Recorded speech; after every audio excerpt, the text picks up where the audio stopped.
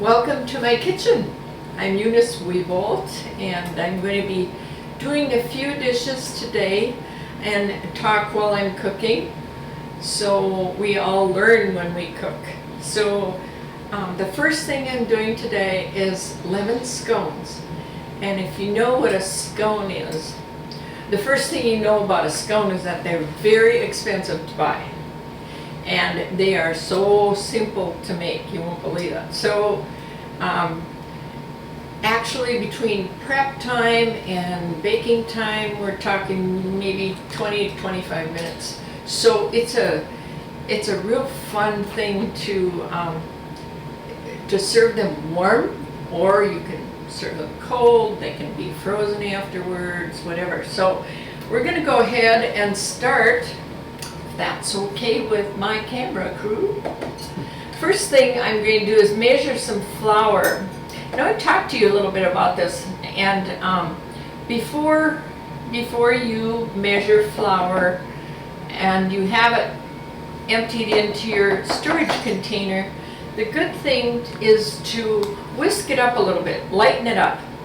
And the way we measure flour is we scoop it into the cup, level it off. And that's very important. People who just dip it in and level it off, you get a different measurement in terms of weight. And it could, in a cup of flour, it can make a difference of 3 tablespoons. So you want that to be accurate. So once you've loosened that up a little bit, we're going to dip in, level it. When I get this full, just level it off. I just use my scoop. You can use a back of a knife or whatever. And I need 2 cups. So just dip it in, scoop it in to overflow, and then, but you can see if that were just dipped in, you're compacting that flour and you just get too much. So we need 2 cups of flour and 1/4 of a cup of granulated sugar, and sugar is something that you can dip in, so it levels out very easily. And then we need a tablespoon of baking powder. And one thing about baking powder is that when you buy it or when you use it, when you have it in your pantry or whatever, you want to check the expiration date. Same with baking soda, because if it's past the expiration date, it won't do its job. So we're going to get that a tablespoon. And then we need a 1/2 teaspoon of kosher salt. And when I say kosher salt, I mean this salt. It's a little bit of a coarser grain salt than table salt. It's better for you, healthier for you, and it also dissolves better. So I love it in cooking. I use it all the time.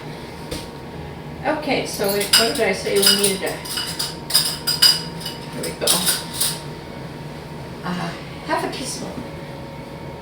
And I just keep my salt and pepper in one of these little jars. Okay. And then we're just going to whisk that together.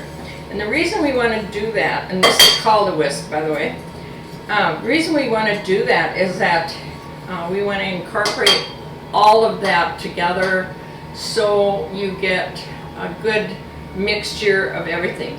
If you've ever cooked something or baked something and you've maybe been a cookie or something and you get a little taste of salt, that means that it wasn't mixed well enough. Okay, and then we've got some dried cherries that I chopped. Now, dried cherries are really fun. They're kind of tart, and I use this kind. It's organic tart cherry, but I think any kind of dried fruit would work in this. It's just that the lemon that I use and the cherries are just a wonderful flavor combination. And then we need 1½ tablespoons of lemon zest. And when I say lemon zest, it is the outside peel of the lemon. And the way I get that to this state is they used to call these, back in the old days, they called them a rasp, and they used them in woodworking. And then some genius decided, man, I bet you that would work in the kitchen. So, but you see what I'm doing is I'm running it around the lemon, just the peel. You don't want anything underneath because that's bitter.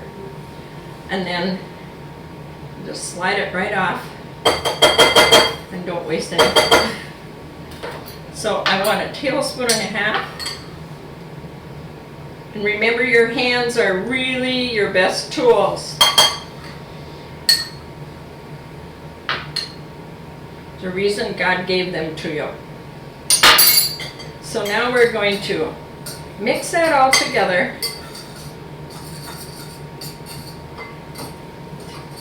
Till you see everything is incorporated. And then we are going to add 1.25 cups of heavy cream. And by heavy cream, I mean whipping cream, not half and half, not milk. This is what makes scones special in terms of texture, and it just brings your baked goods to another whole level. So now I'm just using a big fork, and I'm just bringing this together so it's like one big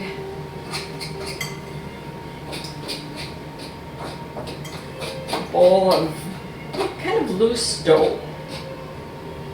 You don't want to over mix this, but you do want to mix it until you can't see like raw flour. Okay, and that is all there's to it. And now for the fun part. Take a little flour on this. I'm using a pastry board today, but you can use your regular kitchen counter if you want. I'm just sprinkling enough flour on there so that the dough does not stick. And then I'll move all of this, again, using my hands as my tools.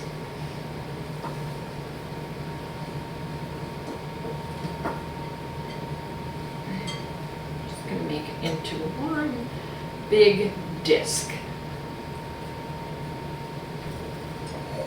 Get any residuals you have in the bowl. All turns into great pastry.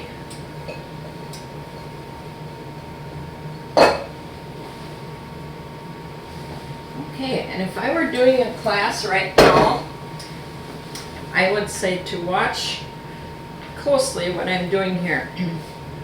Because what I'm doing is making a big disc with this dough, and I want it to be like about 8 inches in diameter. And then I'm going to cut it in wedges. And keep in mind that scones are triangular in shape, and so when you're just doing your disc, make sure that the edges are not jagged, because that will be the back end of the triangle. And I want it to be about 1/2 inch thick. Now, some people have told me that they have gone to kitchen parties or whatever they're called, and were talked into buying a scone pan. And I thought, why? And then she showed me the pan, and it has sections in it. It's metal, has sections in it. And so you just press your dough into the section. And I said, oh, sweetheart, all you need is a knife. So you want it cut it in quadrants, in fourths. And then you want 3 scones out of each section. See what I'm doing here?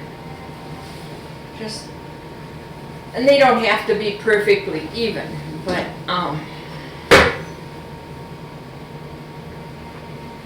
just press down with your knife. You don't have to saw it or anything. You just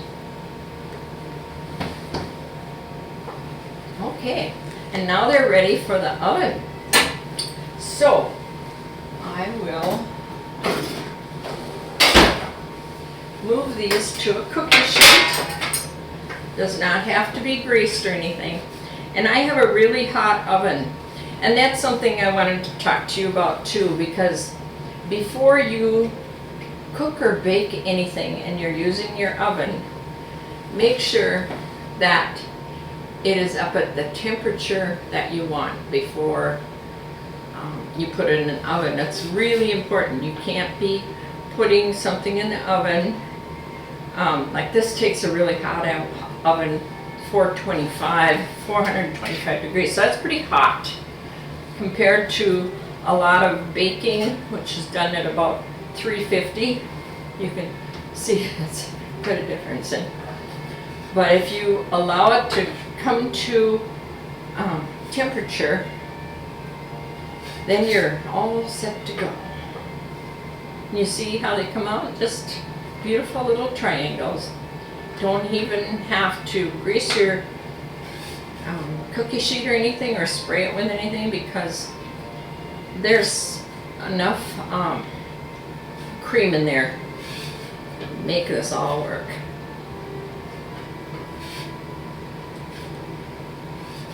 So there you are on the cookie sheet.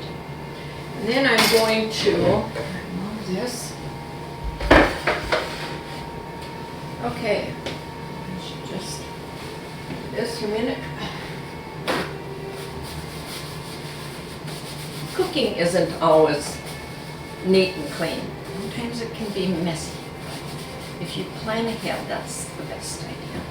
Okay, for a topping on this, I'm going to brush each one of these little babies with some butter, and then a combination of lemon zest. And you need to know that lemon zest or orange zest or zest from anything is like pure flavor. It's just fragrant and tart and beautiful. So for the top, I'm going to do 1 tablespoon of lemon peel, which I have ready here, and 2 tablespoons of sugar. So right in here. Okay, just mix that up. And you can actually see the lemon zest mix right in there. Then I'm going to use a little pastry brush to brush the scones with this butter, and then we'll put this topping on afterwards. One thing you can do is pay attention so you don't have these right next to each other.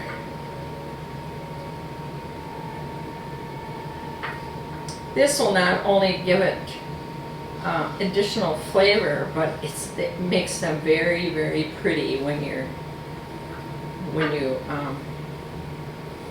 serve them.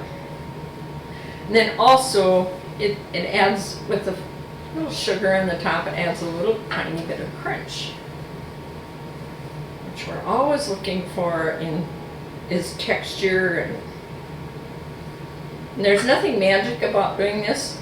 If you don't have a brush, you can use a spoon, as long as you get it to cover the whole top. Today I'm going to be making some perfect pancakes.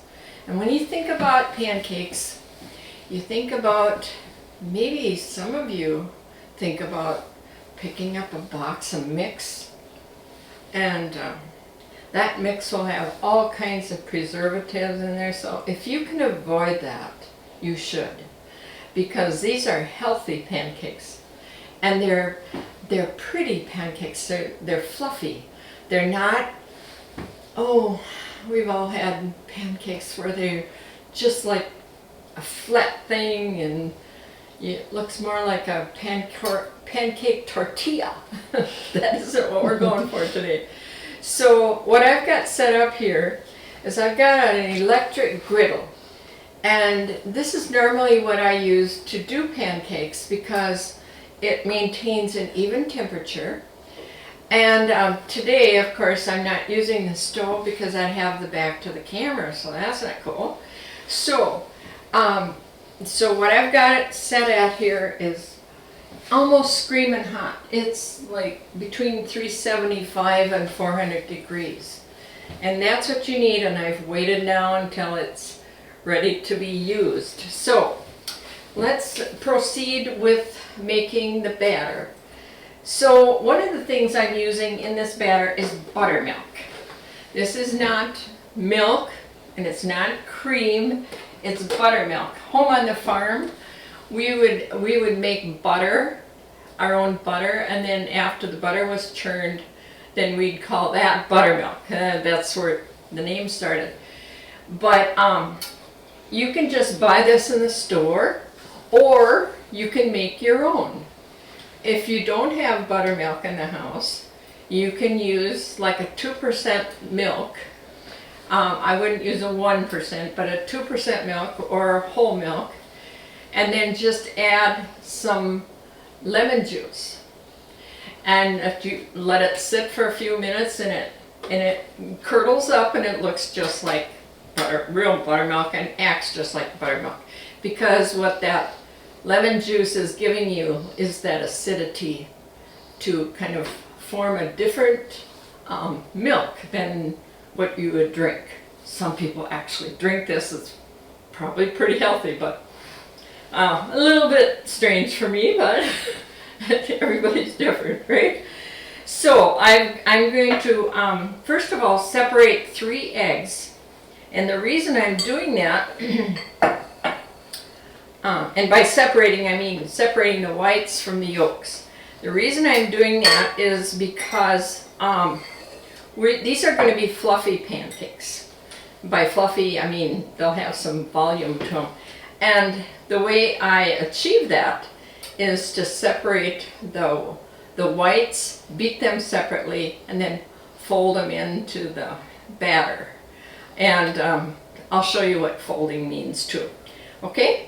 So I'll start by doing that. So the whites are going to go in here. And I really prefer to use a bowl, something like this, because it's deep and it's small. So you can really keep that where you want it. It beat up faster. I don't think I've ever separated eggs on camera before, but I guess I've done it a few times. It'll be fine. It'll be fine.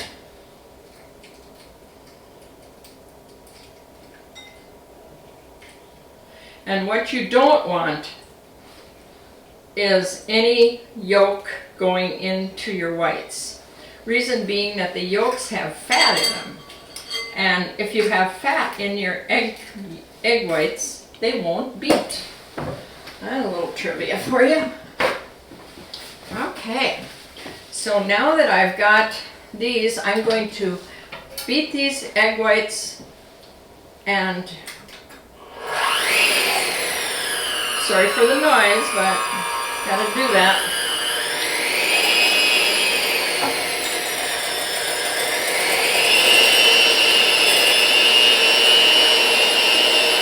Take too long, but if you can get a shot of, I'm going to just stop this for a second. This is what I would call frothy. Can you get a shot of that? You can see it's starting to turn white, but it's not where we want it yet. But if any recipe ever calls to beat your egg whites until frothy, that's what it looks like. Okay, onward.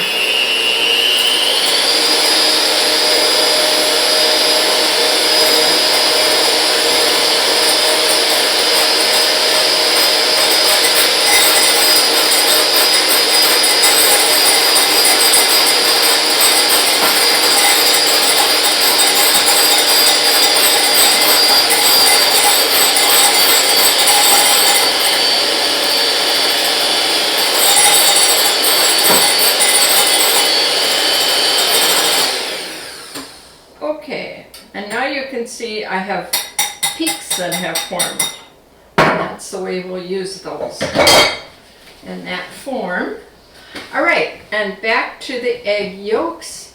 I've got 3 egg yolks in here, and I'm going to add 2.5 cups of buttermilk. So I've got 2 cups here. And you can see that the buttermilk is a thicker, has a thicker texture than does regular milk. And I get another 1/2 cup here. And if you notice, I am using a liquid measuring cup. What did I say I needed? I needed 2.5 cups. So I need to measure 1/2 cup here. And this is a really important thing to know when you are measuring liquids or dry measures. Use a glass measuring cup, or you can use plastic too, but glass lasts a lot longer, cleans up better. But this is not the same as a dry measure. If I wanted 2.5 cups of buttermilk and I used a dry measure, for instance, it's really hard to get that exact because it's brimming over when it's got a cup. So this, with this liquid measure, you have some grace and you have measurements on the side. You can do exactly what the recipe calls for. So that's very important. Okay. And in this bowl, I have, let's see, I have 2 cups of all-purpose flour. I have a teaspoon of baking soda, which is different from baking powder. I'll show you what it looks like. This is baking soda. This is baking powder. They are very different. And whenever you have anything acidic in a baked good or goods or whatever, you almost always use baking soda because it interacts with the acidity better. Okay, so I need buttermilk and a couple tablespoons of butter, which I have already melted. Okay, and then we need 2 teaspoons of granulated sugar. It's not very much, but it's kind of what you, I may measure, oh, right there. It just adds just a little bit of sweet. Okay, and we'll give that a mix.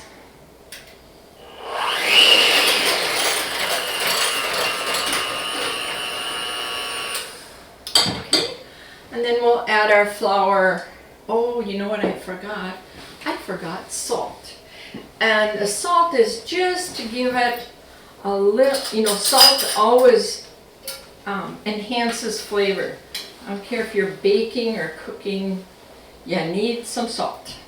And again, I'll use kosher salt because that does always faster. It's better for you. And if you ever look at a teaspoon of table salt, which is that really, really fine stuff that you have in a shaker, versus the kosher salt, you find that the grains are very different in size. And so by using kosher salt, it's healthier because you don't use as much, but it's got a better flavor to it too.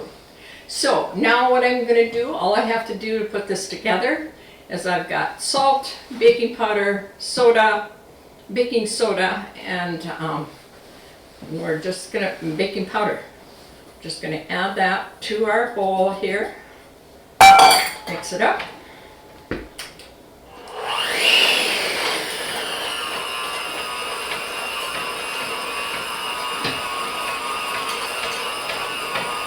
Okay. And the batter doesn't need to be smooth on this. It just needs to mix it together. A few lumps don't make any difference. Okay, that's all we need this baby for. Out of my way. I love my baking center. I have everything I need right in front of me. Okay, and now all we have to do to finish this batter, give it a stir, and then add our magic volume, and that's our egg whites that I beat up. And this is what folding means. You just turn your bowl, bring your spatula or your spoon like a quarter way through the batter, and keep on turning it until you don't see any of those egg whites. Very, very simple. But what this does is it adds loft and volume and make beautiful pancakes. You guys have a special treat today too, because last night, before I went to bed, I made some orange syrup. And orange syrup is this. And what it's made from is orange juice concentrate, the frozen orange juice concentrate, a little bit of, well, it's actually equal parts of concentrate and sugar. Is that a lot of sugar in it? But, or not sugar, I meant Caro syrup, white syrup, and then a little bit of sugar. And you just put it on the stove and let it simmer for about 5 minutes, and then you add a little butter, and you come out with really, really good syrup. And my kids are so spoiled. They've got their kids now, so they don't eat pancakes without orange syrup. No maple in sight. So we're getting ready to get these on the griddle. So I'm going to add a little bit of butter. And when this griddle is ready, if you were to, before I put this butter on, if you were wanting to know if it was ready, really ready, then all you would have to do is put take a little water in your hands and go like this, and the water will dance on the griddle.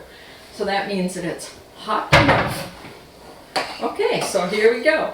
And if you take a look at this batter when I put it out, you can see that it's pretty thick. We'll just do minis today. Pancakes are really fun because besides having them for breakfast, you can do all kinds of fun things once they are cold. I never throw pancake batter away. I always make the whole batch, and then I put them on take a paper plate or a regular plate. I shouldn't say paper plate because I hardly ever have them in the house. It's kind of one of my things. I'd rather wash dishes than eat off paper, so that's just me. So anyway, what I do is I put a pancake down on a plate, and it has to be oven proof. And then I stack the pancakes warm, keep them warm in the oven until I do the whole batch, because it's really not fun if you're making pancakes for a bunch of people and you can't sit down and eat with them because you're still making pancakes. So that keeps them warm. But then for leftovers, when they cool, then I stack them up with wax paper in between, and say like take 6 pancakes and I put them in a Ziploc bag, throw them in the freezer, and then you can use them later for, oh, you can do fun things with pancakes. Like you can put peanut butter on them. You wouldn't think of that, but they're kind of like a sweet tortilla, but better tasting. So I'll just watch them here. And there they are. Look at how pretty they are. Always turn out perfect.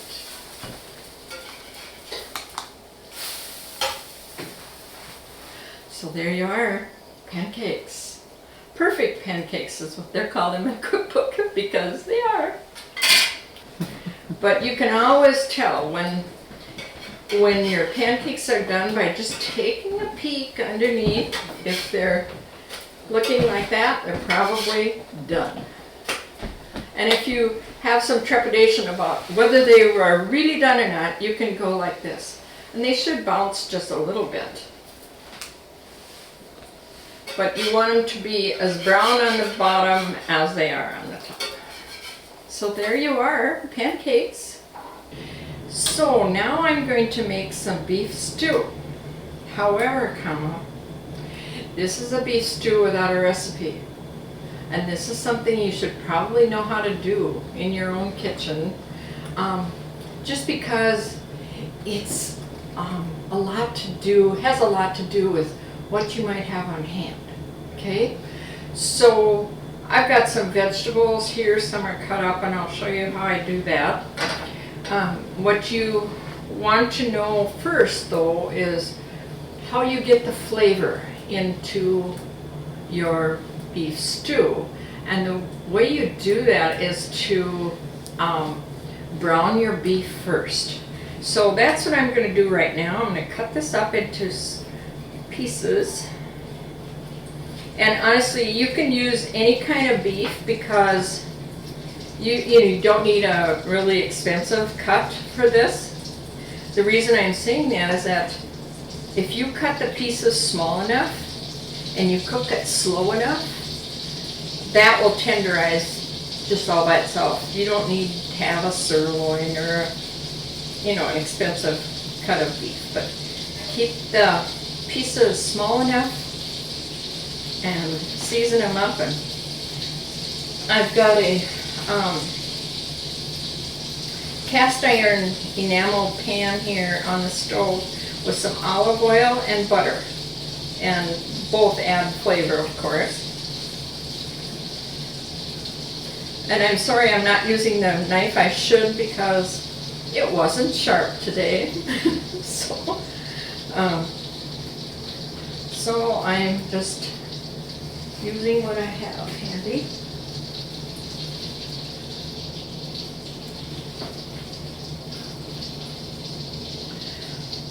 And the key to having a really nice stew of any kind, I don't care if you're using chicken or pork or beef or whatever your protein is that you want to keep the pieces, the size of the pieces kind of uniform, because it'll all cook together and fit better on your fork or your spoon as you're eating.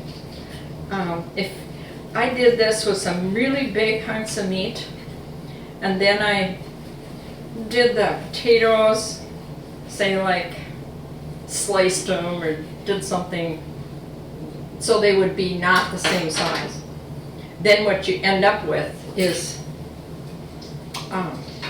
everything cooks at a different time or a different speed and whatever. So I'm just going to add this. You want to hear that sizzle. That tells you that your pan is hot enough.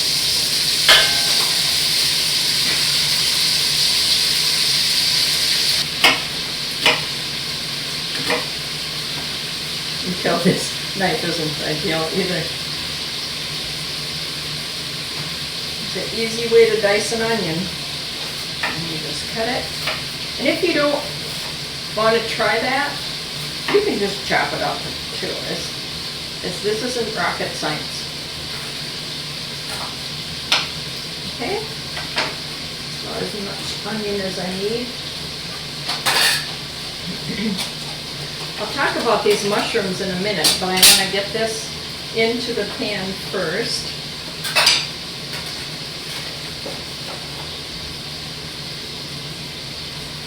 This is the nicest little tool because it holds a lot of stuff. You can just push it on there, transfer it to your pot, just easy peasy.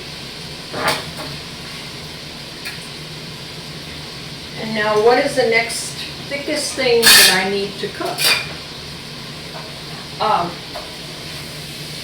Before that, crucial that you add salt and pepper. And I like to salt like with my fingers. It's so much easier. You can just gauge that so much better. And I'll tell you,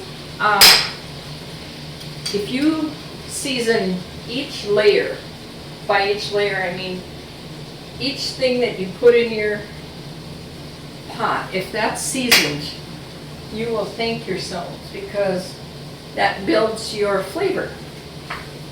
So I'll turn that fire up a little bit and then proceed. One fun thing that I was telling the guys who are filming today is I have a little mushroom trick. And so I'm going to share that with you now.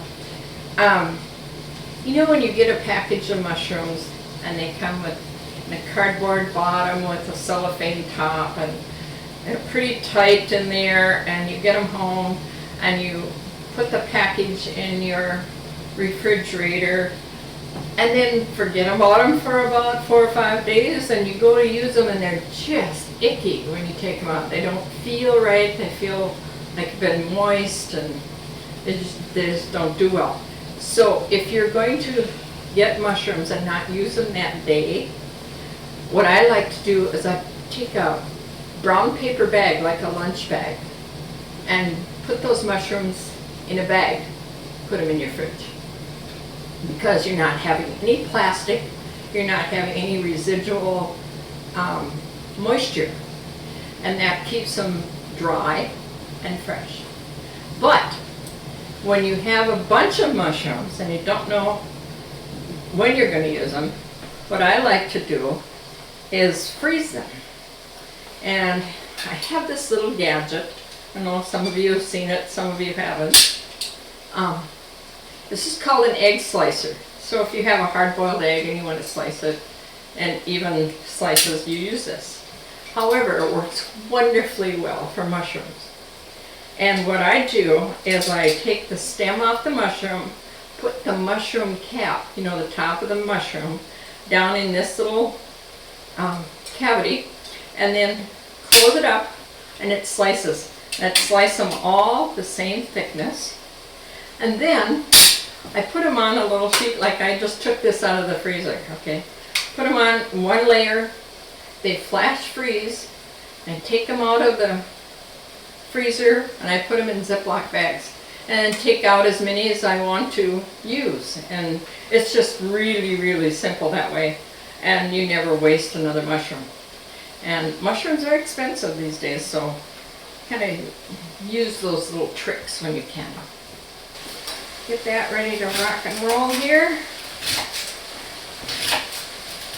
And that will go in right after the carrots and potatoes. Carrots and potatoes take a while.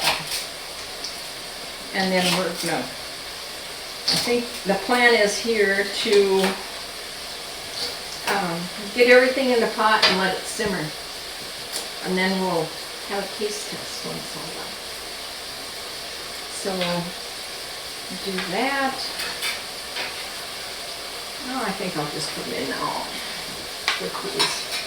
It's not the end of the world if they cook a little bit more than the pan. It's no big deal. I think I'll just make a couple more of these. And you notice I've peeled them and I quartered them because they're big carrots. And so, same with these potatoes. Just cut them in half. And I like to use red potatoes for stews. And these are just called red potatoes. And then there are different kinds of white potatoes that are called russets.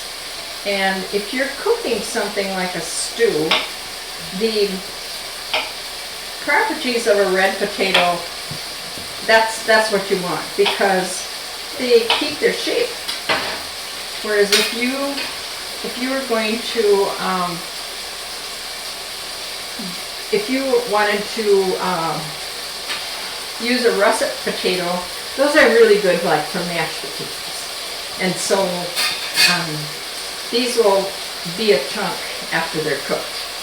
Russet potatoes would be disintegrated to almost like a mash. But sometimes that's okay. If that's all you have, I use mashed potatoes sometimes, or russet potatoes in that form, because it thickens something. It's just a natural starch, so all is not lost if you decide to do that. Okay, we are at the point now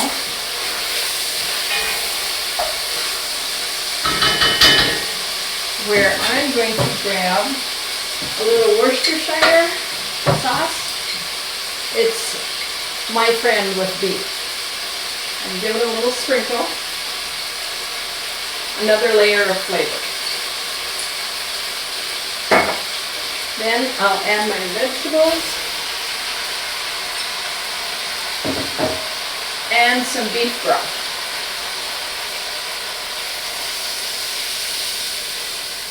That noise kind of calms down after it gets a little moisture in there. You can actually just use water too. I'll show you a little trick that I use. This is a flavor enhancer, and it's just beef. It says salt and flavoring and beef stock. It's made from beef. And so if you wanted to use water and add this, you get the same result as if you if you were going to use a beef broth. You can do the same thing with chicken. It's very true to the real flavor too, and it's a little more economical. Like it isn't as expensive as buying beef broth. Silly of me. Okay, I'll add them. Okay, there you are, guys. And then we'll have a taste test and see what